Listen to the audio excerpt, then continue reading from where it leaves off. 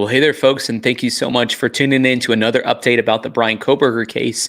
And while we're at least 4 or 5 months out from what's going to be the initial hearings in this case, and probably a year or more out from the likelihood of there being a trial, they are already starting to have great and deep conversations about if the trial of Bryan Kohberger needs to shift jurisdictions. And this is something that's sort of rooted in this idea that they're not going to be able to find an impartial jury, something that I've been thinking a lot about as well, especially when we have YouTube coverage, which I think is great, by the way. We're sort of like the undercurrent of what needs to be said in cases, but you have mainstream media like Ashley Banfield coming out and releasing information from unverified sources again and again and again.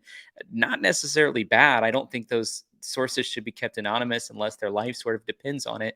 But at the same time, it's good that there's information being released and that way we can process through it. However, part of the reason that a non dissemination order is in place, or what people would call a gag order is in place, is because there is this mindset followed by a lot of people that putting too much information out there in the public would cause there to be a jury that doesn't have impartiality. And so I want to share this article with you.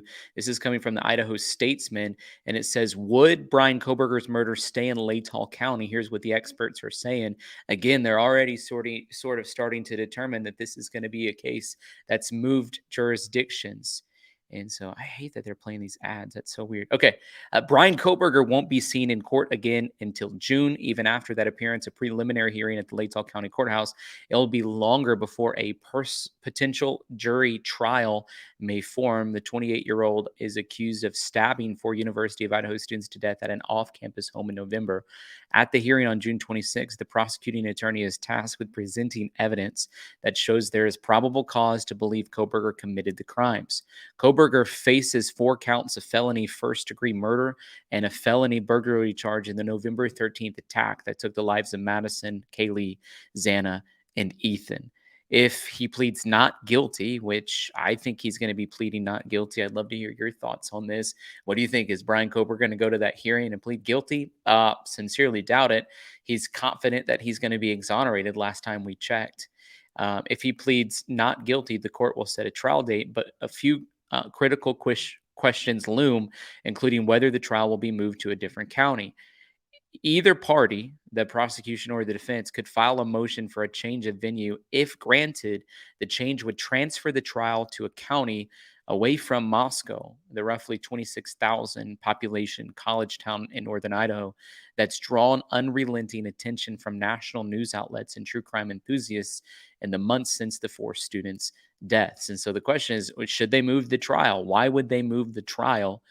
And here's the answer. It says there's several arguments being made for changing of the venue, but chief among them is the effect of pretrial publicity on potential jurors, according to Fremont County prosecuting attorney Lindsay Blake. Now, one of the things I'm thinking about is, does it matter? Is there a difference between the trial being held in Moscow versus Boise, for example, that's going to open up the jury pool in a way that there's not going to be too much pretrial publicity? In my opinion, there's less than 2 million people that live in Idaho. I'm pretty sure most of the people in Idaho know what's going on in this case.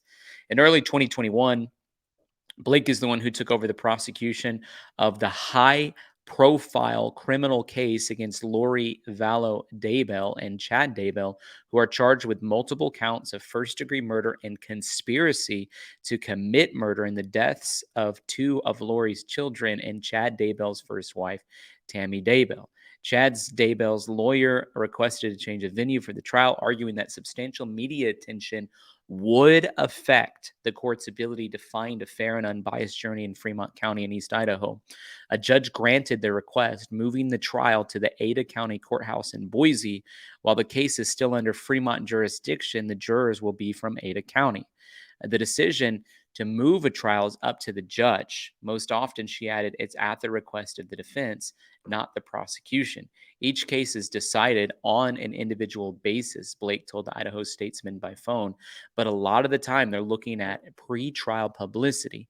They feel they could get a more impartial jury. Now, the Idaho Supreme Court says a judge may change the location of a trial if there's reason to believe an impartial trial can be held in the county where the case is filed, or if the convenience of witnesses and the ends of justice would be promoted by the change. On December 28th, 2 days before Kohberger's arrest, the Statesman's interviewed Layton County Prosecutor Bill Thompson. He's the guy that has the big beard. They're going to answer the question if you think that there could be an impartial jury in Moscow, sort of the questions, the premise of this entire video right now. When asked whether he thought an unbiased jury could be found in Layton County should the case go to trial, he seemed optimistic. He said, I don't see why we wouldn't, as long as there's not irresponsible dissemination of information. That begs the question, guys, is some of the information that continues to leak out of whatever sources into the lap of Ashley Banfield to be plastered all over the internet, is that irresponsible dissemination of information? I want to know.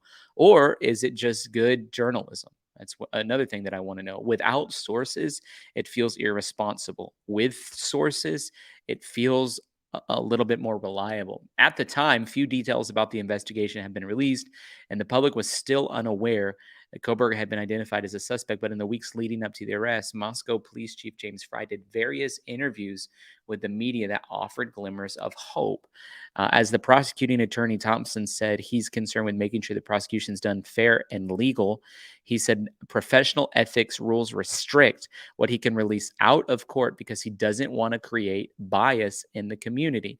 And guys, I don't know why I have to say this every single video. This entire channel, including every video that I've said it and other videos that I haven't said it, we believe in the American justice system, which means every single time that we talk about Bryan Kohberger, it's under the umbrella that there's a presumption of innocence. He's innocent until proven guilty. While at the same time, he has been charged with 4 felony counts of murder that include a death sentence at the end of it.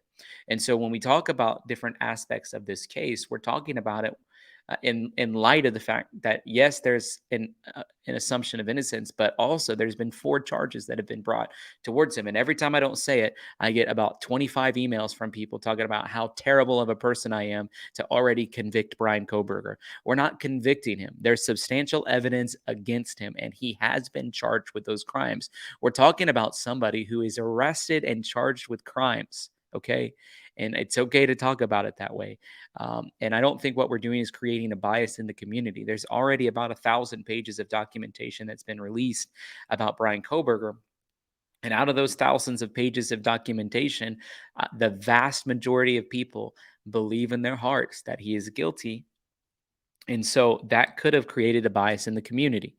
It says we have a legal obligation not to do anything to taint the potential jury pool because when we come to a trial, we need to be able to select jurors who don't have preconceived opinions of what occurred. Jurors who can be fair and impartial can listen to evidence in court and make a decision on the evidence. It's really important to protect the integrity of the criminal process. But he says it's a balancing act because the public has a right to know what is going on. And I think that's part of what I want to get down to the bottom of. What's the balancing act there? How when is it that we get a chance to know what's going on versus we're knowing too much? And I haven't been able to figure that out on this case. In fact, many of the cases that we cover, I feel like they've released too much information that was private and not necessarily detrimental to the case. And oftentimes they don't release information that I think would help solve cases sooner, find missing people that need to be found, or help us get a better understanding of why law enforcement made the decisions that they made. So it's sort of like sometimes the information they release is actually detrimental to the integrity of the soul of somebody in some ways because it really damages them or taints their reputation or it changes public persona because some things that are private need to be kept private. And we've seen this in the Nicola Bully case, for example. There's no reason the things that they said about her should have been released. We saw this in the Jason Landry case. There's no reason why they should have released all of his Google searches that he's ever done to the public. I think that is sickening to me that they did that. And likewise, there's lots of pieces in part of their investigative process that they need to release to the public.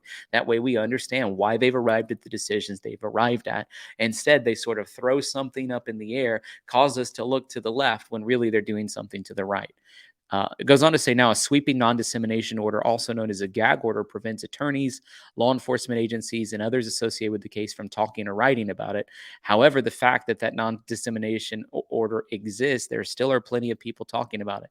Thompson and Kohberger's coin-appointed defense team, the Kootenai County Public Defender Ann Taylor and Chief Deputy Jay Weston filed a document on January 3rd demanding a gag order because the integrity of the case needs to be presented at trial. And there's a picture of Ann Taylor herself. So, you guys let me know what you think. I'd love to hear your perspective on this.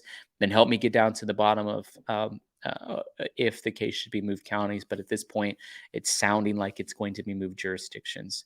Hey, just so you know, we're totally crowd funded, which means we can't survive unless people like you come alongside and support us. If you enjoyed the content here, feel free to send us a gift on PayPal, Cash App, $Tyler22, or Venmo. If you're in a situation where you can't help in that way, a really easy way to show support is just by hitting the like button or subscribing to this channel.